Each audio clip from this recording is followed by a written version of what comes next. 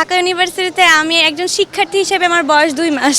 আমার ফ্যামিলিতে কেউ রাজনীতির সঙ্গে জড়িত না। আর আমি বলেছি আমি রাজনীতি করতে আসি নাই, আমি স্টুডেন্টদের পক্ষে কথা বলতে এসেছি। আসলে ভাইটা যে যেভাবে নেয়, আমি হচ্ছে 24-25 সেশনের একজন শিক্ষার্থী।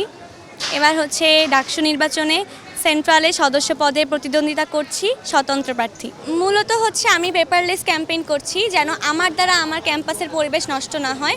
আরেকটা বিষয় হচ্ছে ব্যক্তিগতভাবে আমি আসলে কোনো ইশতেহারে বিশ্বাস করি না। একজন সদস্য প্রার্থী হিসেবে আমার মূল কাজ হচ্ছে শিক্ষার্থীদের কথা শোনা এবং সেগুলো সংসদে পেশ করে সেগুলো সমাধানের লক্ষ্যে কাজ করে যাওয়া। যেহেতু আমি পেপারলেস ক্যাম্পেইন করছি, আমি একজন নবীন হিসাবে মনে করি এই যে স্টেপটা আমি নিলাম, এটাই কিন্তু অনেকে অলরেডি জেনে গিয়েছে যে ওরা কিন্তু আমাকে অনেক অ্যাপ্রিসিয়েট করছে যে না, আমাদের ক্যাম্পাসটা যেন পরিবেশ বান্ধব থাকে।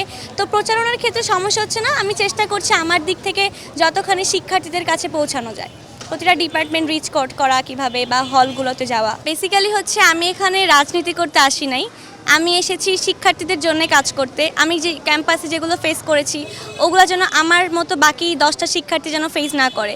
আর যেহেতু একজন নারী আমি, তো আমাকে নারী হিসেবে অনেক অনাকাঙ্ক্ষিত মন্তব্য, এরপরে হচ্ছে বিরূপ দৃষ্টির শিকার হতে হয়েছে।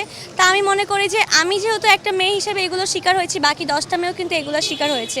তো সেই থেকে আমার মনে হলো যে কারো কথা বলা দরকার আমাদের সেশন থেকে, এই কারণে আমি দাঁড়িয়েছি। আমার হোম ডিস্ট্রিক্ট হচ্ছে গাজীপুর। আমার ফ্যামিলিতে কেউ রাজনীতির সঙ্গে জড়িত না। আর আমি বলেছি আমি রাজনীতি করতে আসি নাই, আমি স্টুডেন্টদের পক্ষে কথা বলতে এসেছি। আসলে ভাইটা যে যেভাবে নেয়, কিন্তু আমি মনে করি আমি পলিটিক্স করতে আসি নাই।